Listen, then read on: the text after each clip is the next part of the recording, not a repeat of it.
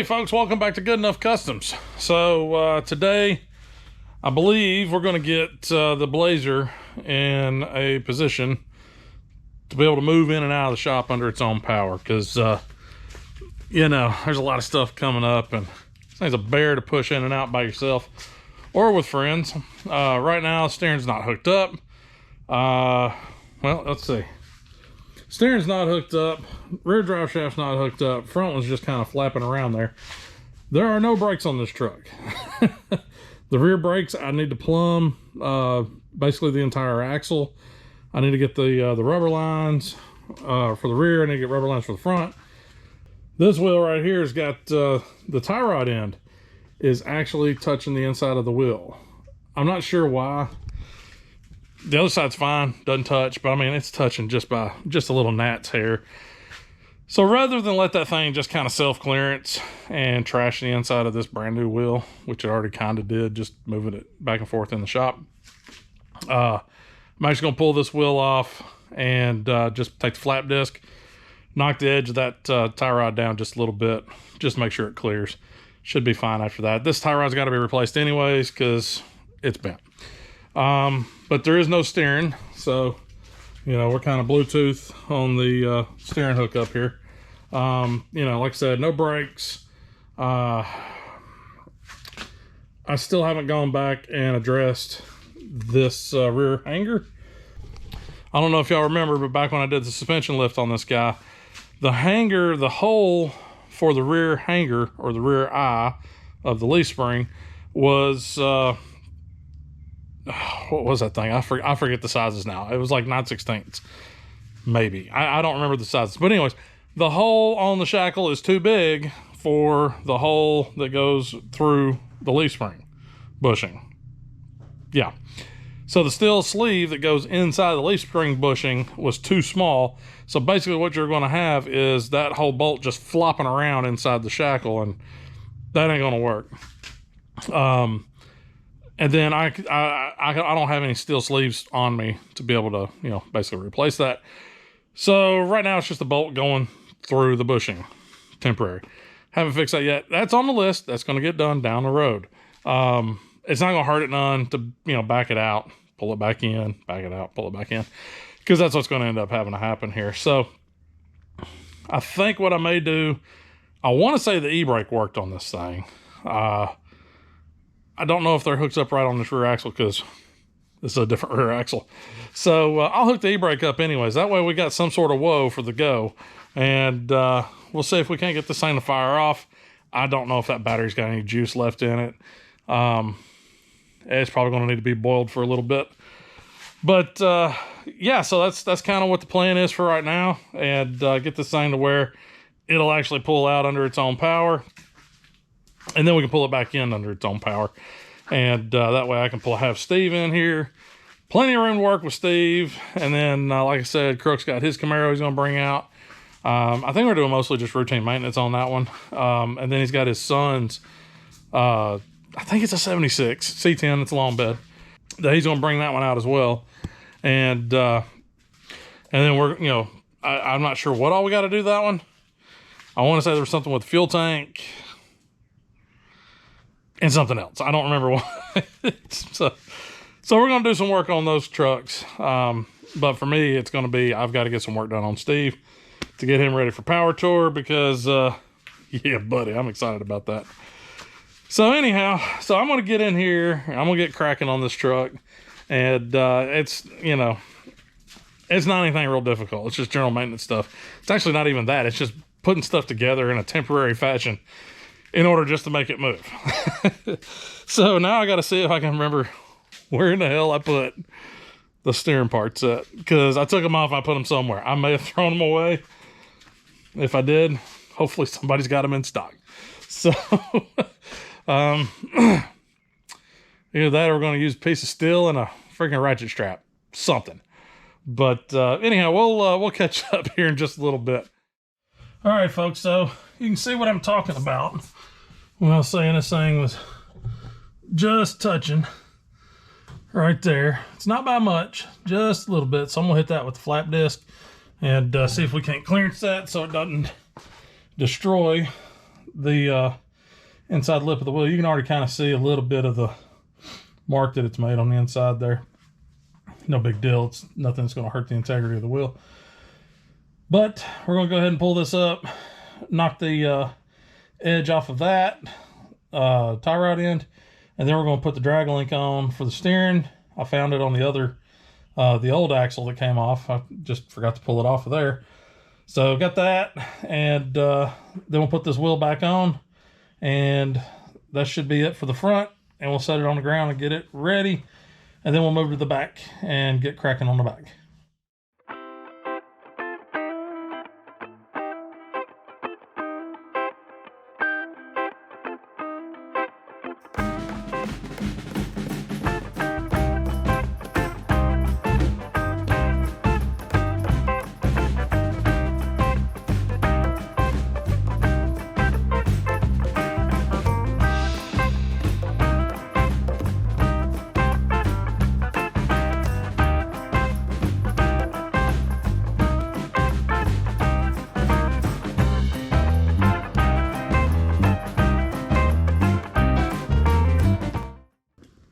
And there we go. No more rubbing. It's clearing by a good little bit now. Let's see. Yep. See it right there. So just shaved a little bit off of that, and now we got plenty of clearance. No longer grabbing on that wheel. Okay. On to the next, which I think might be drive shafts. Let's do drive shafts.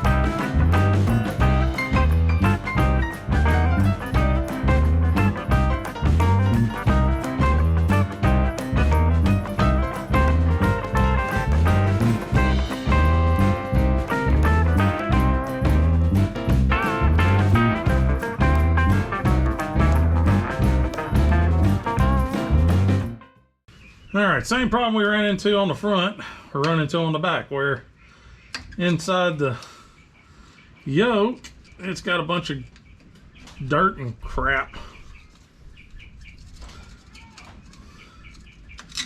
So we're gonna clean that up.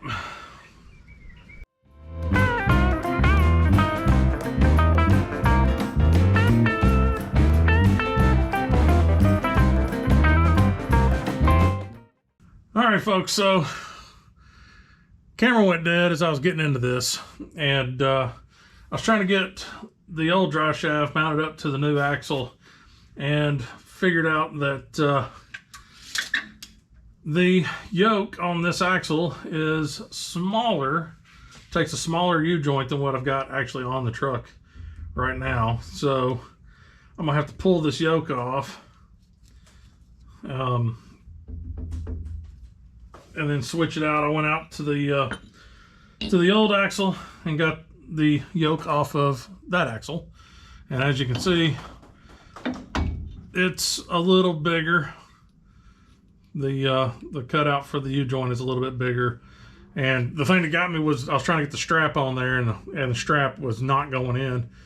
So you can tell the strap size is a little bit wider here. So we're a little bit different on the yoke.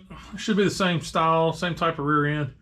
So I'm gonna pull this yoke off, put this other yoke on it, and then get this drive shaft hooked up.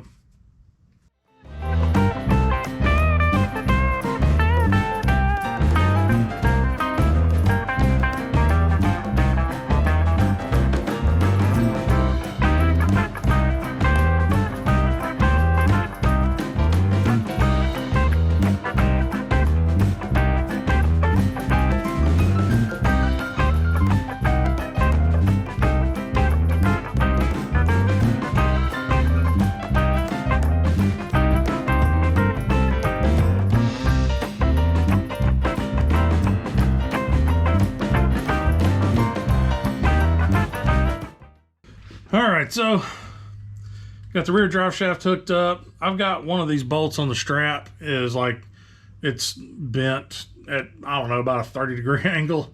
So it's not seating all the way, but this is just to get it in and out. That's all we're concerned about right now. So yes, I had to swap out the yoke. Here's the old yoke, and I'll go stick that back on the other rear end, and that way we don't lose it. But yeah, so we should be able to drive now. Stopping is a different story, but I found a box in the house that might change all that. So I'll catch back up with you here in just a minute. Well, all right, folks. So earlier, basically I had to go. I'm tired of going to the parts house and renting the little 2-jaw, 3-jaw pullers and all that crap, and I just keep putting it off on actually buying them. So I was like, you know what, screw it. Ran out to Harbor Freight, picked up a few 2-jaw, 3-jaw pullers. They're handy, so you know, why not? And they're cheap. I mean, yeah, they're Chinesium, they're going to break more than likely, but you know, they'll work for now. For most of the stuff I'm doing, they'll be fine.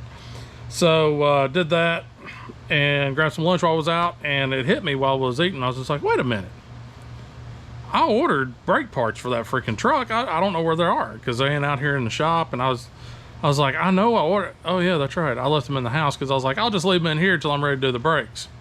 Totally forgot about them. They were shoved off in a corner, covered in a bunch of dust and dog fur because, you know, dogs. But yeah, drug those out, brought those out here. So we've got, I think I ordered these from Advance just because I had the better pricing on stuff. But 2 new calipers. There's my, I believe those are from Rough Country. Yeah, Rough Country, stainless steel braided extended lines, and then a set of pads. So yeah, so we got brake stuff. So I figure I'll go ahead and do the front brakes on this thing and get that done. Rear brakes, we're gonna hold off on that. I'm not too terribly worried about that. Plus, I haven't had the drums off to even see what the rear brakes look like.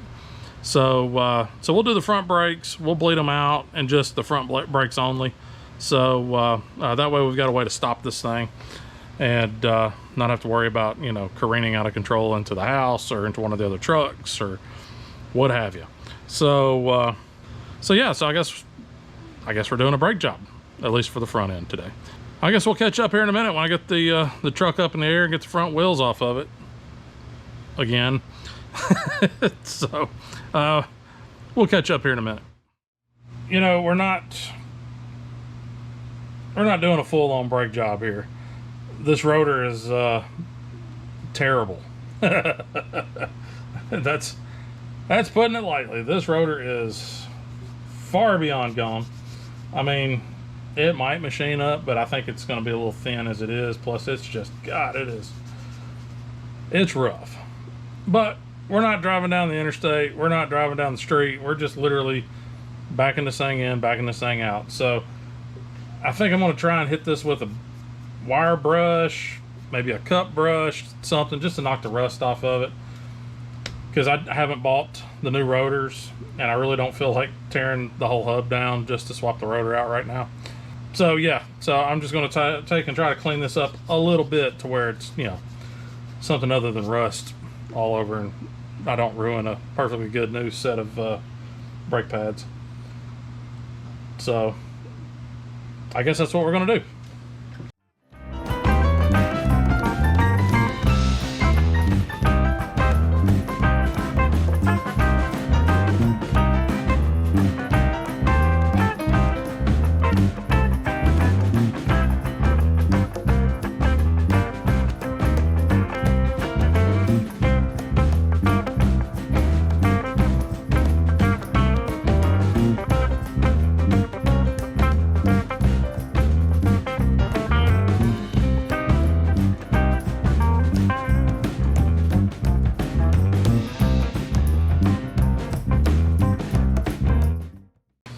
All right, well, it's better than it was. I mean, that's almost like it come off the brake lathe. I mean, come on. A little cup action, cup brush. So anyways, so this guy's, you know, better. It's not great, but it's definitely better. So I don't really have such a hard time putting the brakes on something that looks like this as opposed to what it just looked like, because that was bad. So what we'll do is we'll go ahead and get the brake line swapped out, put the new stainless steel line on it, get that routed down here. We'll get the new caliper, get it loaded up, get it put it on here, and while I'm doing this, Jackson's going to be on the other side working on the other side. So we'll try to get this knocked out as quickly as we can, and then we'll work on getting these brakes bled out, so we'll at least have front brakes. You know, that's, you know, better than nothing, better than an e-brake. So I guess I'll catch up here in a bit. All right, folks, so I got my calipers out. Of course, they're remanufactured. I've never seen a caliper that bad that they've remanded. I mean, my God, look at this thing. It looks like it has just been beat to death compared to this guy. Oh, that's not where the fun stops. Look at the inside of this thing. And we'll snip this one. I mean, look at that. Nice, smooth, clean. And then look at this thing. My God. It is just... I don't know how that made it through any type of QC. I mean, I guess it works, but it is ugly as homemade sin. Jesus. So this is the driver's side. Little tip for you: if you're not sure which side goes where, one, they help you out with that with the calipers. Like this one has an L. L's gonna be your driver's side. This one has a R, gonna be passenger side. But the other way to be able to tell is by your air bleed. Which way does air want to go whenever it's in a fluid? It wants to go up. So your air bleed is going to be on the upside. So this will mount like that on this this rotor over here. Where this one, as ugly as it is, will mount like that. So yeah, with your air bleed up on the top, that's how you know. So in case you buy some remans and for some reason the L and the R isn't on them, that's a quick and easy way to learn and know which one goes where. Is the air bleed's always going to go up. So fun fact for the day.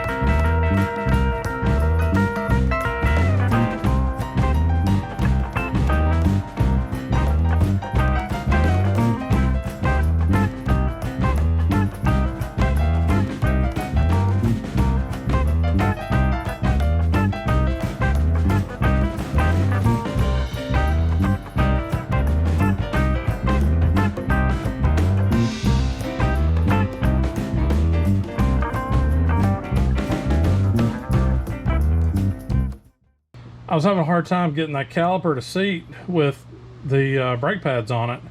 All right, so what it ended up being was right here, it was touching on the caliper. It was banging into the front of the caliper and it wouldn't let the caliper seat. And it would let it seat kind of crooked, but it would never let it sit fully on the way it's supposed to, so you can actually slide the bolts in, the sliders, whatever you want to call them. So ground that guy down a little bit. She sits in there nice and easy, and it works. So I don't know if that's something to do with the caliper, or if that has something to do with, you know, this axle is not original to this truck. Being, I think this axle came off of an 80, 79, 80, something like that, four-wheel drive. I'm pretty sure it was an 84 wheel drive that this axle came off of. So maybe that's a difference. Maybe it isn't. I don't know. But yeah, so I had to shave down that, I guess you would call it the dust shield. I had to shave that down just a little bit back there so the caliper could seat all the way in. So anyways, fixing to throw the caliper on this guy.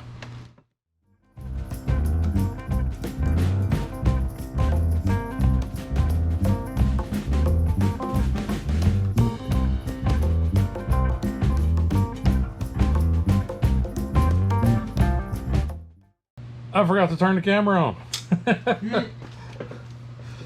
So, what you missed was a lot of fighting trying to get the new brake line to actually line up with the old brake line and get the thread in there without cross-threading it. That was quite frustrating. Ah, you son of a bucket.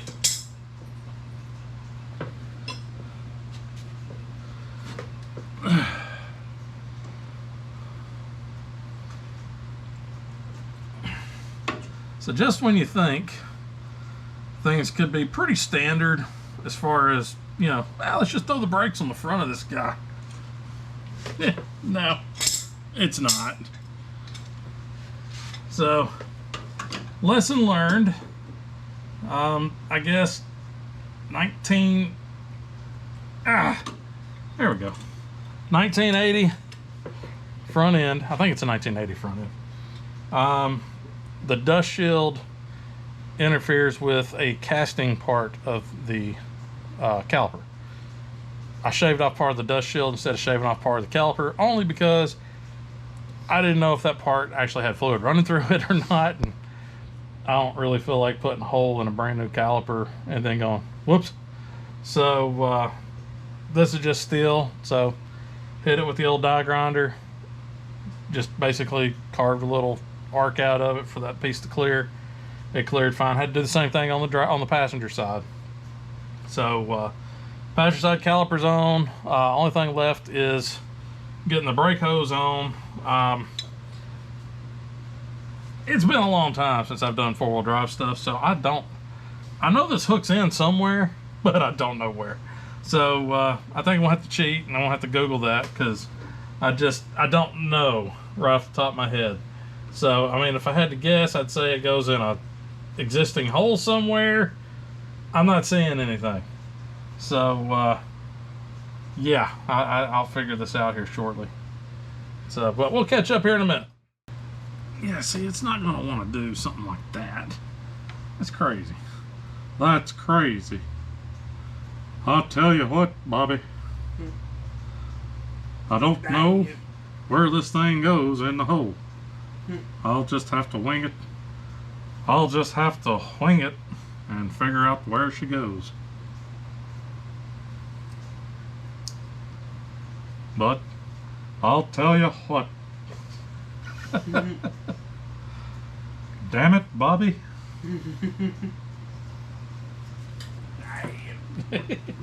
Dad. Where's my phone? I gotta cheat. Alright guys, so I got on Rough Country's website and swallowed my pride a little bit, downloaded the instructions. It's one page. There are no pictures, unfortunately. It doesn't say a damn thing about this little bracket. So I don't know where it goes. If you know where it goes, put it in the comments. We're not going high-speed driving right now. I mean, looking at the thing, you know, it slides up and down all right, but I mean, there's no way to really tack that back, because right now the suspension's got all the weight on it, but if it droops, that ain't gonna work. I mean, I would assume it just kind of hangs out here, but I guess, you know, it's just steel, so I could take a screwdriver and get in there and pry it and just pull this off. Maybe that's what it needs to do. I don't know. So for now, I'm just gonna roll this thing up here to the top. Maybe. And we'll just leave this little bit up here, up and out of the way, hopefully out of the way. And you know, like I said, if any of you guys or gals know where in the hell this little bracket goes, let me know, because I don't see where it goes. I mean, it's been a minute since I've done one of these, but I mean, I like to think I have fairly good common sense on them. I don't see it. I don't know. I don't know. It's been a long day. I'm getting a little loopy here. So, anyways, this side's pretty well done. Only thing left to do here is crack the bleeder, let it bleed. I got to go to the other side and put that hose on over there. and you know, struggle with that, because there's not a whole lot of room to work up here. And you know, you've got a bracket, you can't get to this side. Of course, if you're right-handed coming from the back, you can't see to make sure you're lined up good, so you're just having to kind of move everything around and feel when the threads grab and pray to God that you're not cross-threaded. But you know, it works. Okay, on the other side.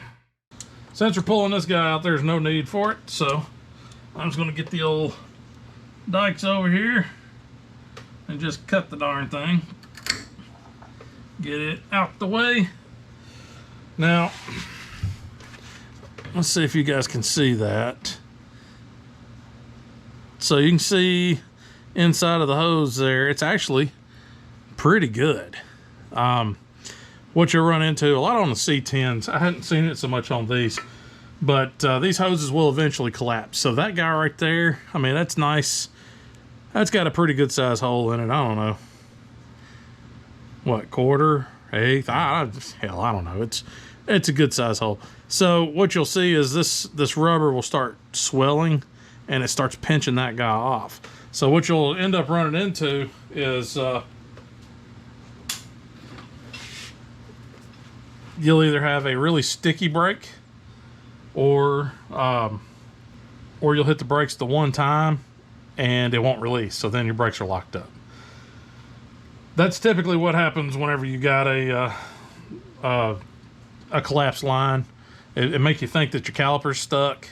You know, if you've got old lines, like, so I know a lot of guys that are running, especially these old square bodies, they'll go through and they'll start putting stuff together, new brake system, new this, new that, and before you know it, they've put a couple different calipers on the thing, because I keep saying, I keep getting bad calipers. It's like, have you checked that brake line yet? Because I guarantee you that brake line might be collapsed, and a lot of times that's exactly what it is.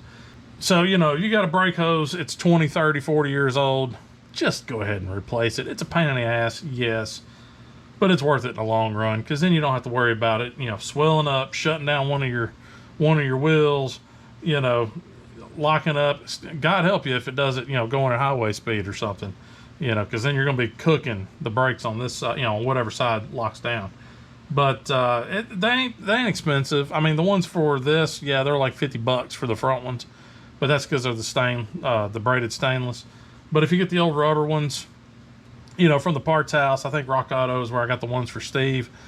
It's like $20, $25. It ain't much. And it's just, you pretty much ain't got to worry about it for a good 20, 30 years doing these little brake lines. So, rant over. Let's see if we can get this turkey busted loose and get him swapped out.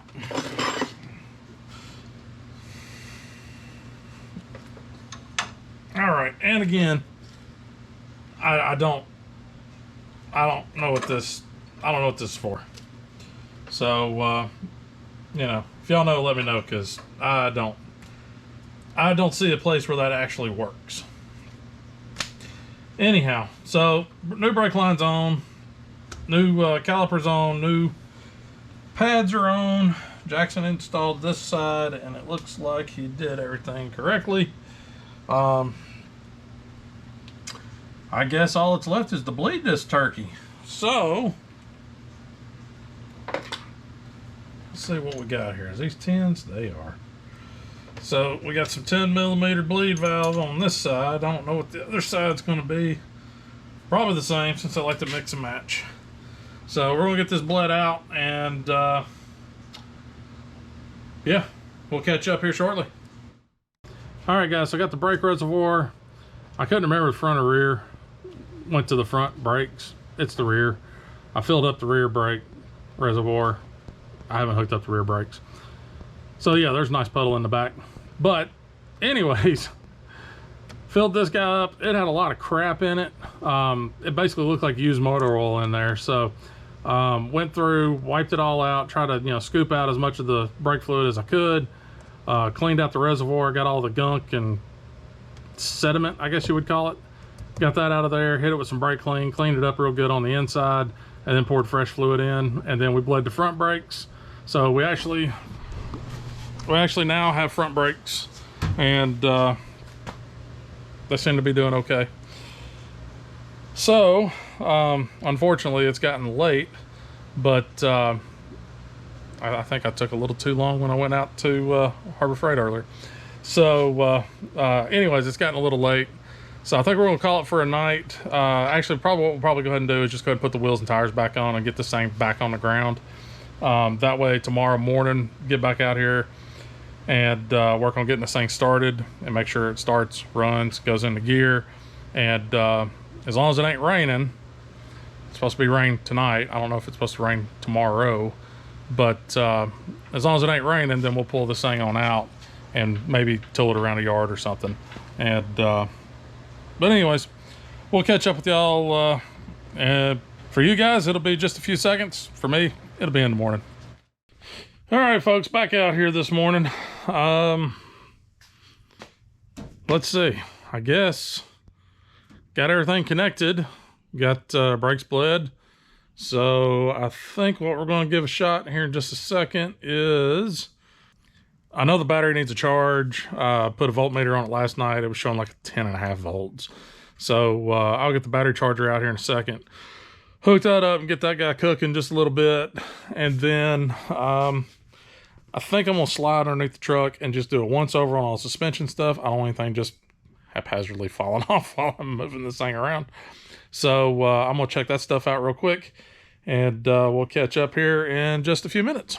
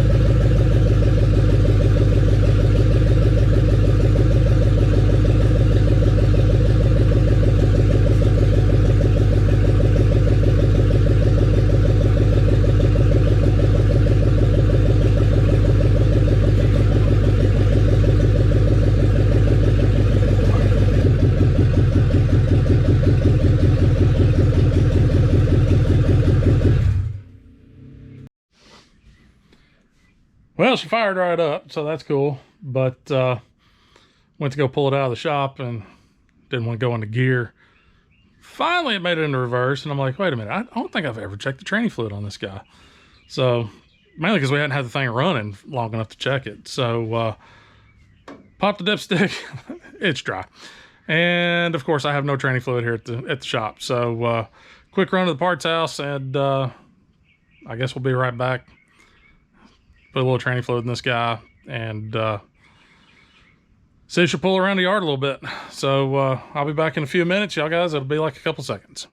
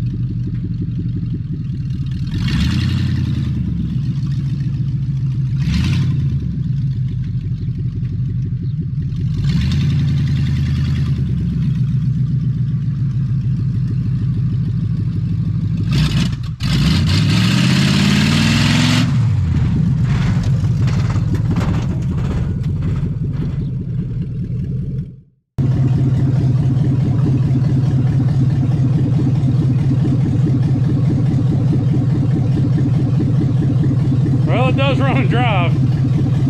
Not great. I think my pinion angle's off. Hang on.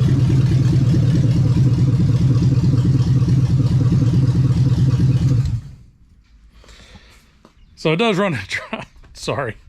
So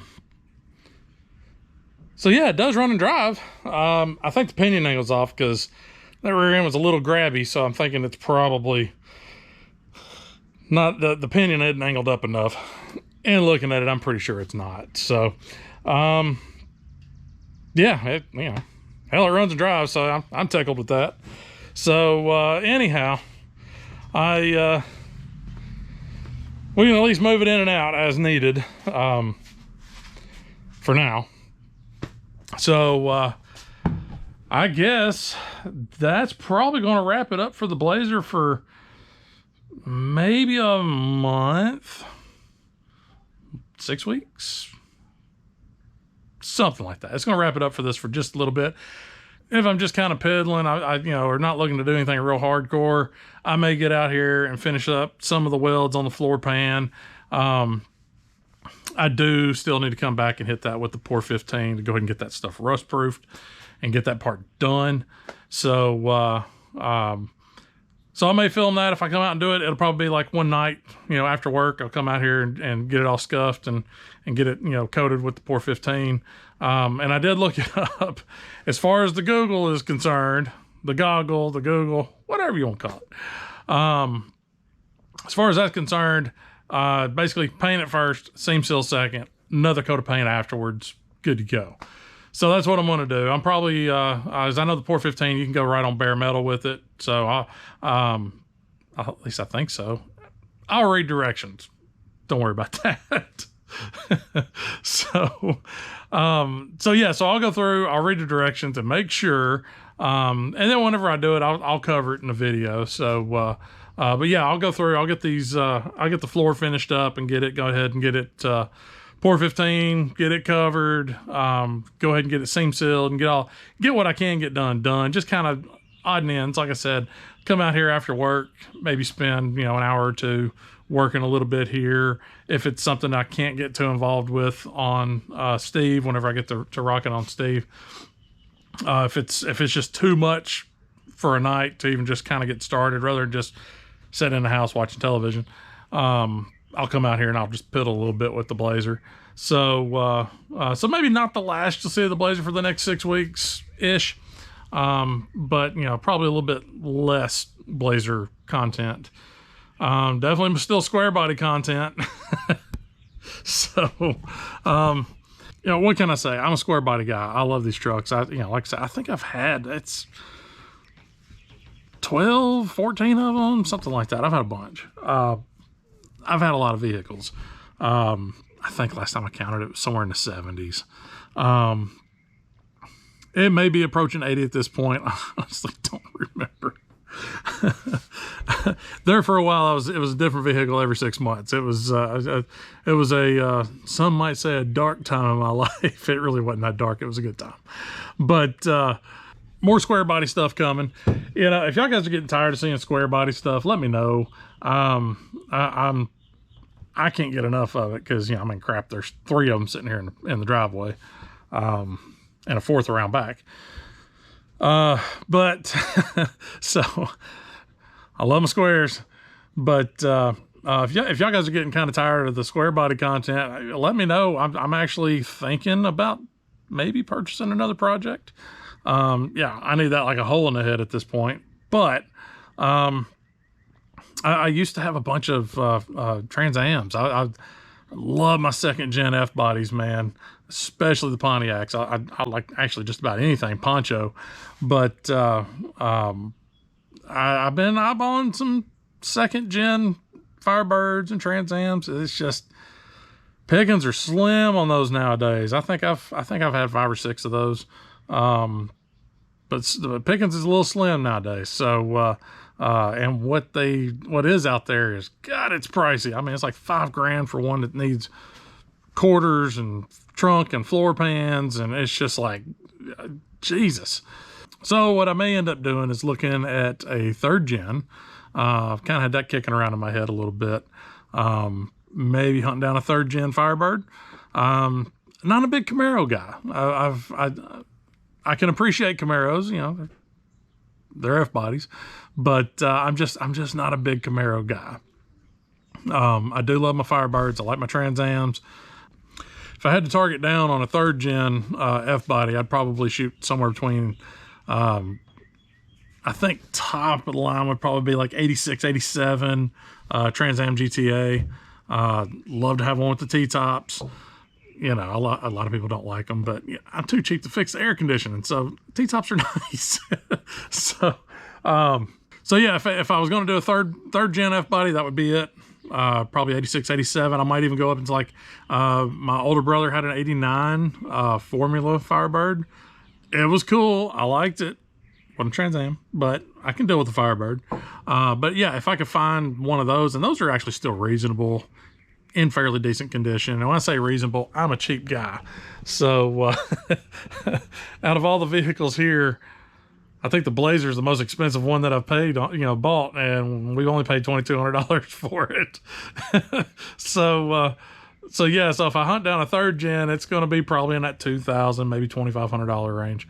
I did kind of think maybe a Corvette. I don't know if I'm really set to buy the khaki shorts and the New Balance and the polo shirts and all that stuff to go with it. I don't know if that applies to the 80s, because that's what I'd be looking at, is the 80s Corvettes.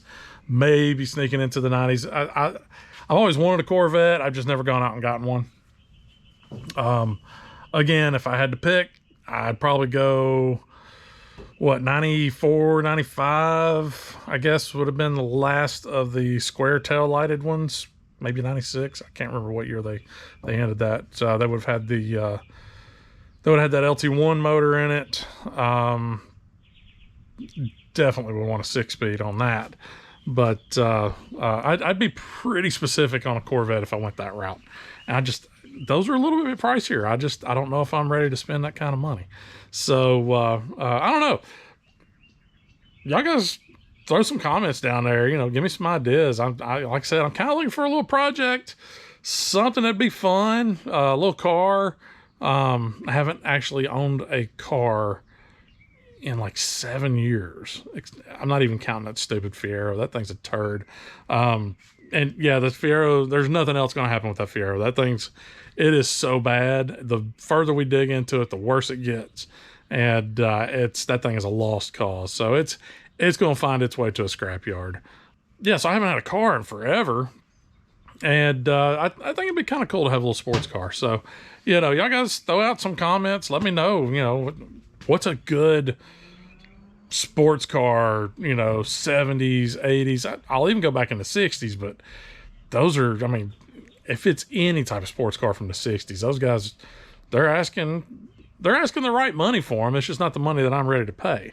But if y'all guys can, throw out some ideas. I'm not opposed to Fords. I'm not a huge Ford guy, but, Fox body Mustangs, I've always liked them. Grew up around them, had a lot of friends that had them. Even my buddy Crook had one. Not opposed to a Mustang. I don't know. Throw some comments down there. Let me know. But anyways, so that's going to wrap it up for this one. I know I kind of droned on for a little while there, but I think I'm done. So anyhow, but I think that's going to do it for this one. So I do appreciate y'all guys watching. Thanks for all the support. Y'all guys are awesome. If you haven't liked the video, go ahead and hit that like button. That just helps the YouTube algorithm, do its thing. If you've made it this far into the video and you haven't hit that little subscribe button down there, just touch it, click that little button. Go ahead and subscribe. It don't cost nothing. It don't hurt nobody. It helps. You would do it as your good deed for the day. So, but anyhow, I do appreciate it, guys and gals. So we'll look forward to seeing y'all next week. And just remember, it ain't got to be perfect. Just good enough. Y'all take it easy.